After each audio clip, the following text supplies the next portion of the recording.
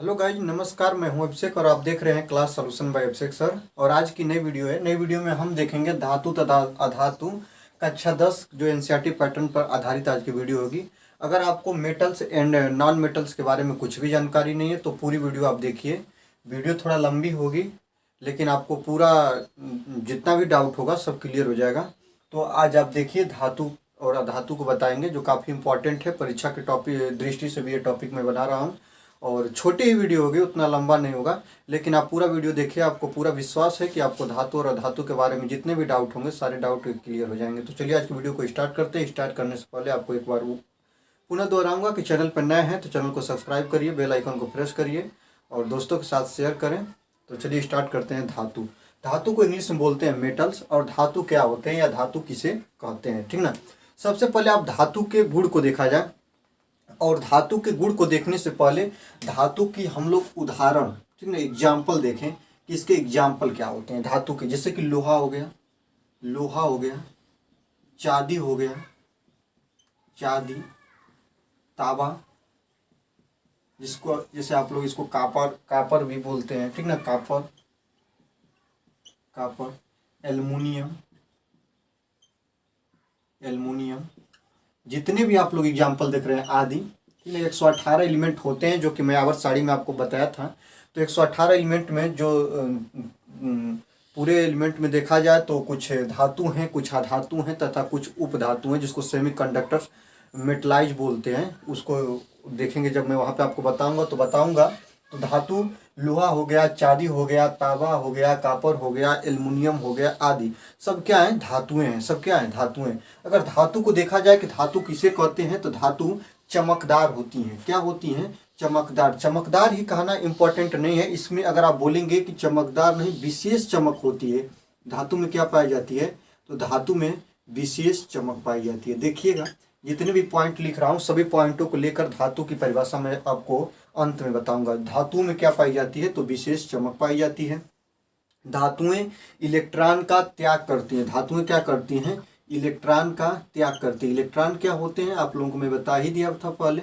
इलेक्ट्रॉनों का क्या करती हैं, त्याग करती हैं। और जब आप लोगों को मैं विद्युत धारा पढ़ा रहा था तो वहाँ पे मैं आपको बता चुका हूँ कि विद्युत धारा किसे कहते हैं, तो आवेश प्रवाह की दर को विद्युत धारा कहते हैं। आवेश क्या होते हैं, तो इलेक्ट्रॉन ही होते हैं। इलेक्ट्रॉनों का आदान प्रदान होता है कहाँ पे, तो जहाँ पे विद्युत धारा का प्रवाह होता है। तो विद्युत धारा की बहने की दिशा जो होती है, इलेक्ट्रॉनों की बहने की दिशा विपरीत दिशा मानी जाती है। ये भी आपको मैं वहाँ पे बता चुका हूँ, ठीक ना। तो इस जो धातु देखेंगे उसमें विशेष चमक होती है, इलेक्ट्रॉन का त्याग करते हैं। और धातुओं में और देखिएगा, ये मुख्यतः ठोस होते हैं। क्या होती हैं, सॉलिड होती हैं, ठोस होती हैं। फिर आगे देखिएगा, धातु के बारे में और बात करेंगे तो धातु में तन्यता का गुण पाया जाता है। आपका एक हेडिंग है जो इसमें आप लोग पढ़िएगा, तन्यता। तन्यता किसे कहते हैं, तो धातुओं को गर्म करके या धातुओं को खींच करके, ठीक ना, खींचने। जैसे मान लीजिए धातु है, जैसे मान लीजिए वायर है, तार, ठीक ना। एल्युमिनियम देखते हैं ना, एल्युमिनियम का मान लीजिए ऐसा धातु है और जब इसको गर्म करके आप खींचिएगा तो तारों के रूप में खींचना, किसी धातु को तारों के रूप में खींचना, ये क्या कहलाता है, आपका तन्यता का गुण कहलाता है। जैसे कि मान लीजिए इतना बड़ा कोई ठोस है, किसका, एल्युमिनियम का, और जब इसको आप लोग खींच के इतना बड़ा कर देंगे ना तो इसी को तन्यता का गुण करिएगा। तो तन्यता का गुण अधातु में नहीं पाया जाता है। किसमें पाया जाता है, धातु में। अगर आप लकड़ी, मान लीजिए क्या है, वुड है, लकड़ी है, और लकड़ी को खींचिएगा तो लकड़ी बढ़ जाएगी, नहीं ना बढ़ेगी, टूट जाएगी, भंगुर होती हैं, ठीक ना। जब वहाँ पे मैं धातु पढ़ाऊंगा तो वहाँ पे आपको बताऊंगा, ठीक ना। तो जो धातुएं होती हैं उसमें तन्यता का गुण पाया जाता है। अगला पॉइंट देखिएगा, धातु में आघात वर्धनीयता, एक शब्द आता है, आघात वर्धनीयता।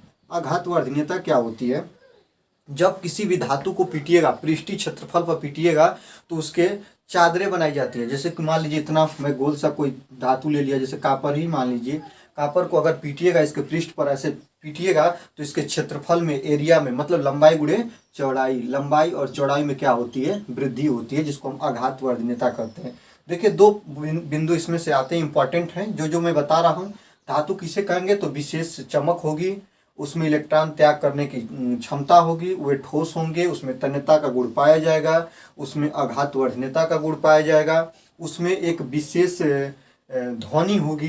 जैसे कि मान लीजिए कोई धातु होता है, जैसे आप नहीं देखते हैं जो घंटी होती है, क्यों लोहे की बनाई जाती हैं, या लोहे वे धातुओं की ही क्यों बनाई जाती हैं, अधातु की क्यों नहीं बनाई जाती है? तो अधातु में विशेष ध्वनि नहीं पाई जाती है, लोहे में क्या पाई जाती है? विशेष ध्वनि पाई जाती है। इतना चीज आपका रहेगा तो उसको बोलिएगा क्या है? धातु है, ठीक ना। लोहा ले लीजिए, चांदी ले लीजिए, तांबा, कॉपर, एल्युमिनियम जो भी कुछ है उसमें देखिए विशेष चमक पाई जाती है। विशेष चमक के कारण ही और अपने अधिक अभिक्रिया जल्दी से अभिक्रिया न करने के कारण ही आदमी सोने का उपयोग या चांदी का उपयोग आभूषण बनाने में करते हैं। ये भी बात मैंने आपको बताया हूँ पहले वाली वीडियो में, ठीक है। तो विशेष चमक पाई जाती है, इलेक्ट्रॉन के त्याग करने की क्षमता होती है, ये ठोस होते हैं, इसमें तन्यता का गुण पाया जाता है, इसमें आघातवर्धनीयता का गुण पाया जाता है और इसमें एक विशेष साउंड पाई जाती है, विशेष ध्वनि पाई जाती है। तन्यता और आघातवर्धनीयता को देखिएगा, काफी इंपॉर्टेंट है, पूछता भी है, इसमें हेडिंग भी आपको एनसीईआरटी पैटर्न में दिया है। तन्यता किसे कहेंगे? तो किसी भी धातु को तारों के रूप में खींचने की प्रवृत्ति जो होती है उसको हम तन्यता बोलते हैं। और किसी भी धातु को पृष्ठीय क्षेत्रफल पर चोट देकर, आघात देकर उसके एरिया में वृद्धि करना ही आघातवर्धनीयता कहलाता है। जैसे कि कोई भी जैसे आप लोग देखते हैं कॉपर का कोई बड़ा सा पार्टिकल है, उसको गर्म करके पीट कर उसको बड़े बड़े चादरों के रूप में परिवर्तित किया जाता है। ये तो आप देखें धातु, और आगे देखते हैं आपका क्या? अधातु। तो चलिए देखते हैं अधातु। तो अब देखेंगे आप लोग कि अधातु क्या होते हैं। इसको हम बोलते हैं नॉन मेटल्स इंग्लिश में। और अधातु क्या होते हैं? धातु में आप लोगों ने देखा कि इलेक्ट्रॉन का त्याग कर सकते हैं, तो अधातु जो होते हैं इलेक्ट्रॉन का त्याग नहीं करते हैं। ये क्या करते हैं? इलेक्ट्रॉन का त्याग नहीं करते हैं, ठीक है। इलेक्ट्रॉन का त्याग नहीं करते हैं, इसी के कारण इसमें विद्युत धारा का प्रवाह नहीं होता है।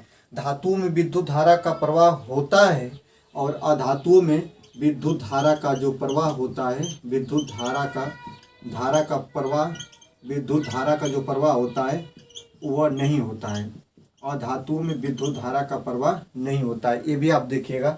अधातुओं में विशेष चमक नहीं पाई जाती है। जो विशेष चमक का बात मैं बोला था कि धातुओं में विशेष चमक पाई जाती है, अधातुओं में विशेष चमक नहीं पाई जाती है, ये भी आप ध्यान दीजिएगा, नहीं पाई जाती है।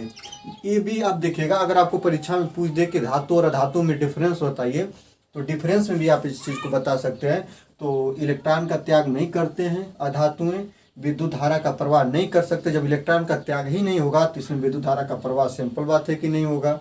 और इसमें विशेष चमक नहीं पाई जाती है और इसमें विशेष ध्वनि भी नहीं पाई जाती है, ये भी ध्यान दीजिएगा। इसमें विशेष ध्वनि नहीं पाई जाती है, विशेष ध्वनि नहीं पाई जाती है दोस्तों। इसी के कारण इसका प्रयोग हम घंटी आदि बनाने में नहीं करते हैं। घंटी आदि को बनाने में इसका प्रयोग हम नहीं करते हैं, ठीक ना। ये भी बात को ध्यान दीजिएगा। आगे मैं लिखूं कि इसमें तन्यता का गुण जो मैंने वहाँ पे बताया, तारों को खींचकर ठोसों को खींचकर तारों के रूप में परिवर्तित करना ही तन्यता कहलाता है। तो इसमें तन्यता का गुण नहीं पाया जाता है। आघातवर्धनीयता का गुण देखिएगा, तो आघातवर्धनीयता भी मैंने वहाँ पर बताया कि आघातवर्धनीयता किसे कहते हैं।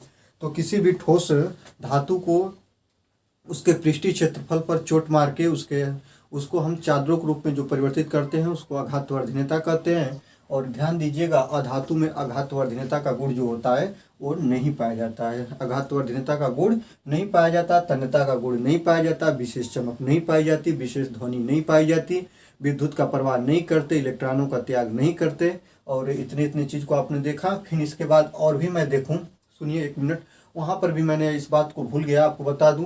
जो धातु होते हैं ना, जो धातु होते हैं उनका गलनांक ध्यान दीजिएगा, उनका जो गलनांक होता है, धातुओं का गलनांक उच्च होता है और घनत्व भी उच्च होता है।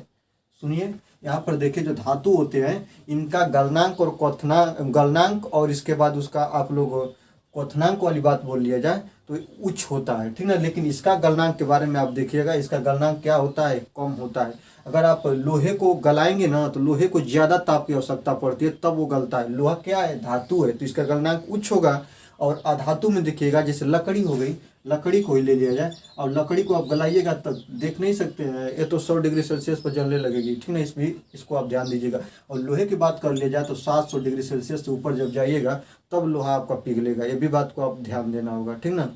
तो तन्यता का गुण नहीं पाया जाता और आघातवर्धनीयता का गुण नहीं पाया जाता, किसमें? अधातुओं में। और ये भी पूछता है कि भंगुर कौन होती हैं, तो भंगुर भाई कौन होंगी? लकड़ी होती है, ठीक है। लकड़ी को पीटिएगा तो फैलेगी, जो फैलती नहीं है, जो अपना विकास नहीं करती, उसी को क्या बोलते हैं? भंगुर बोलते हैं। भंगुर क्या बोला जाता है? भंगुर बोला जाता है, ठीक ना। ये भी बात को आप ध्यान दीजिएगा। और ये रहा आपका अधातु, ये क्या रहा? अधातु रहा।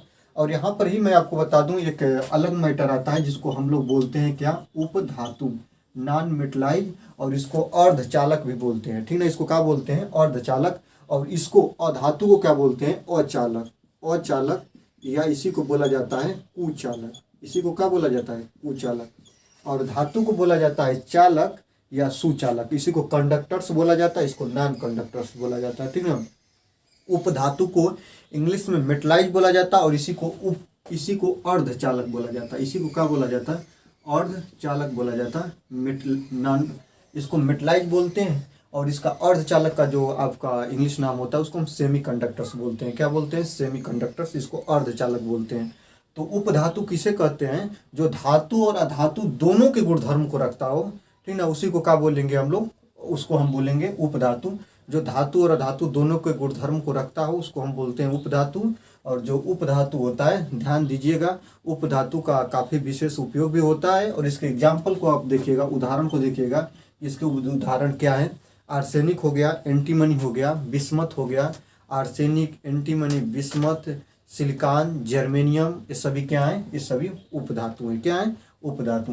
तो आज की वीडियो में बस इतना ही, मिलते हैं अगले वीडियो में। अगले वीडियो में हम आपको बताएंगे कि जो कि अधातु और धातु के जो भौतिक गुणधर्म है और रासायनिक गुणधर्म है, इसका उपयोग मैं आपको बताऊंगा। तब तक के लिए धन्यवाद। देखते रहिए क्लास सॉल्यूशन बाय अभिषेक सर। और वीडियो में आप पहली बार हैं या चैनल पे पहली बार हैं तो आप चैनल को सब्सक्राइब करिए, बेल आइकन को प्रेस करिए और दोस्तों के साथ